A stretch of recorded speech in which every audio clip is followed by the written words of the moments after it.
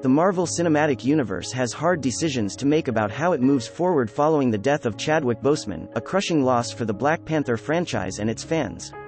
In the Marvel Cinematic Universe, no superhero movie stands alone for long, and Black Panther was to be no exception. Wakanda forever! It is definitely tragic and morose when our heroes or idols die. Just a reminder of how death takes even the best of us, and life can't be taken lightly no matter who or where you are. Tragically enough, there are quite a few movie stars out of history who unexpectedly lost their lives during the filming of their movies or the production. So, we bring you to remember the memory of our favorite movie stars years by years. Keep watching this video till the end to find out. The first is Marilyn Monroe, Something's Got to Give, 1962. The universal face of beauty, Marilyn Monroe lost her life to a drug overdose during the filming of her movie Something's Got to Give in 1962. She hadn't been on a film set for over a year when she was cast in Something's Got to Give, a remake of the 1940 screwball comedy My Favorite Wife. Her time off had been plagued by illness and drug addiction. She had undergone surgery for endometriosis, had a cholecystectomy, the removal of her gallbladder, and been briefly hospitalized for depression. The accumulative physical toll had caused her to lose so much weight that she was thinner than she had been in all her adult life. The movie was never completed and released, although edits from the movie were featured in the 2001 documentary Marilyn, The Last Days.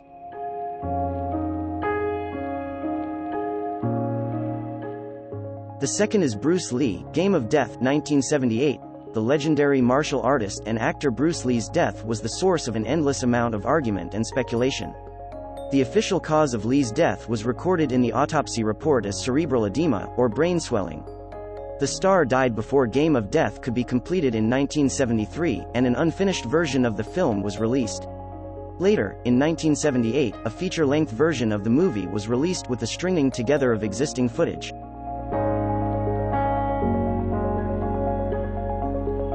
The third is Brandon Lee, The Crow, 1994.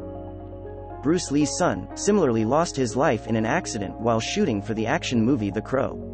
The actor was reported to have been shot by accident with a prop gun that contained a real bullet where it has to be a dummy bullet. The remaining parts of the film were shot using a body double and special effects. The gun was supposed to fire a blank cartridge. Bob Rosen, the executive producer of the movie, told that when the blank is fired, a piece of soft wadding normally comes out of the gun. But this time a metallic projectile came out. Nonetheless, the death was ruled as accidental. No one was ever charged in connection with the death.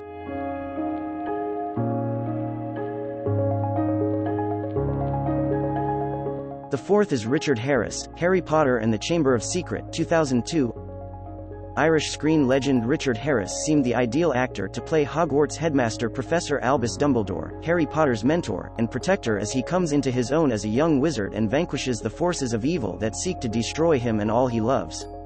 But after appearing in the first two of the planned 7 and then 8 movies based on J.K. Rowling's beloved novels, Harris died in October 2002 at the age of 72, a couple months after being diagnosed with Hodgkin's disease. The posthumously released Harry Potter and the Chamber of Secrets became his final screen appearance. In this case, the loss to the Harry Potter family was sad and fairly sudden, but the story was preordained and the show had to go on, so veteran British thespian Michael Gambon was swiftly brought in to wield Dumbledore's wand for the duration. He did 6 Harry Potter films pretending to be Richard Harris. And Gambon looked a bit like Richard Harris.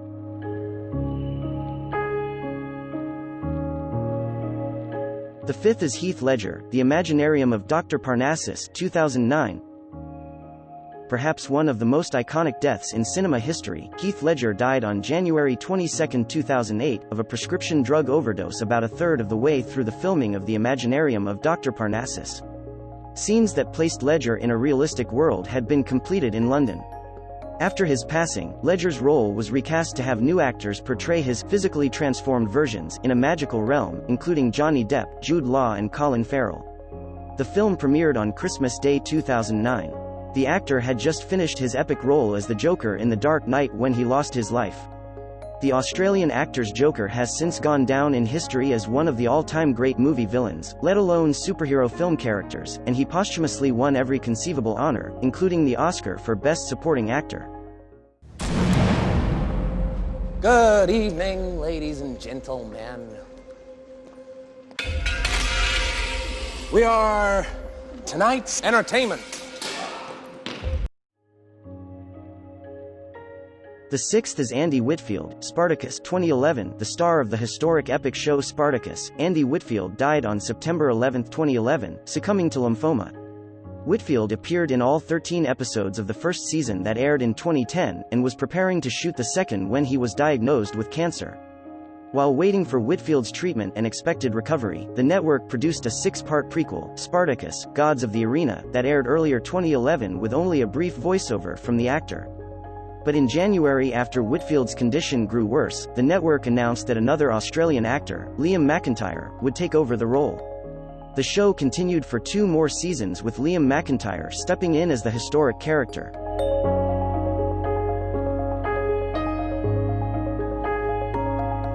The seventh is Phillip Seymour Hoffman, The Hunger Games, Mockingjay Part 2, 2015. Having filmed most of his scenes for the 2-part final installment of the Hunger Games series, is when Hoffman was found dead in his New York City apartment on February 2, 2014. The Oscar winner died of a heroin overdose, with 8 days of production left on Mockingjay, Part 2, which wasn't due out until November 2015. There were 2 substantial scenes that he had left, scenes with dialogue. All the other scenes he had were appearances in scenes where he had no dialogue. With a week left to go, Francis as director, tried to accommodate a cast and crew that was all of a sudden in mourning, bringing them back to set at first for half days of filming, with no extras around, before they had to go big again. Some digital effects were used to make it seem as if Plutarch was around more than he was, but the director largely used what he had, and the never-shot scene in question turned into Woody Harrelson's Haymitch reading a letter from Plutarch to Katniss. There were a few bumps the production of the sequel to Mockingjay had to face due to a pending scene featuring Hoffman. Nonetheless, we miss Hoffman for all of his spectacular work.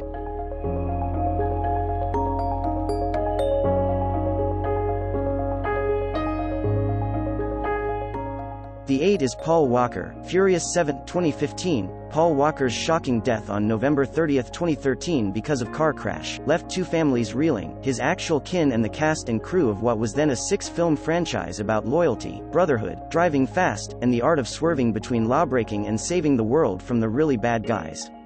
Left adrift in the middle of shooting Furious 7, 2 families became one when Walker's similarly handsome, well-built brothers Caleb and Cody Walker signed up to stand in for their fallen sibling, with Walker's Brian O'Connor ending up where he needed to be during post-production. Paul Walker's brother was called in to help play through a CGI version of him. Interestingly, though they could have given Brian a tragic exit, they chose to say goodbye in a gentler, albeit still heartbreaking, the way he leaving him be on the beach with his wife, Mia, and their son, Jack Bryan out of the game forever. But if Walker hadn't died, in all likelihood he would be planning on reuniting with his movie family for F9, currently slated for 2021. Hey, thought you could leave without saying goodbye.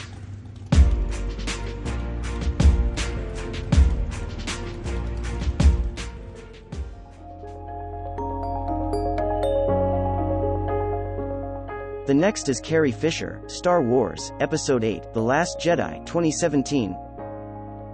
Carrie Fisher's Princess Leia, General Organa was fully present for the making of 2015's Star Wars, Episode 7, The Force Awakens, J.J. Abrams' mega-hype revival of the franchise that had gone dormant after the 1999-2005 prequel trilogy underwhelmed. By the time Star Wars, Episode 8, The Last Jedi opened in theaters on December 15, 2017, however, Fisher had been gone for nearly a year. Her death on December 27, 2016, at the age of 60, a heartbreaking turn of events for generations of fans of Star Wars and the caustically funny actress, and author herself. Fisher had finished filming her scenes, so The Last Jedi unfolded as planned, the tribute to Fisher coming at the end with the dedication, "In loving memory of our princess, Carrie Fisher." The last is Chadwick Boseman, Black Panther 2, 2022. Before the 2018 blockbuster grossed $1.3 billion and became the highest-earning film of all time from a black director, before it won 3 Oscars and was nominated for Best Picture, there was a sequel in the works, with Chadwick Boseman set to return as Wakanda's King T'Challa. It would be his 5th outing in the vibranium suit, including his character's 2016 debut in Captain America, Civil War and the last 2 Avengers movies. Just weeks ago, that plan felt alive and well. Even Boseman, who had only revealed to a handful of people that he'd been battling colon cancer since 2016, is said to have felt confident that he would once again power through.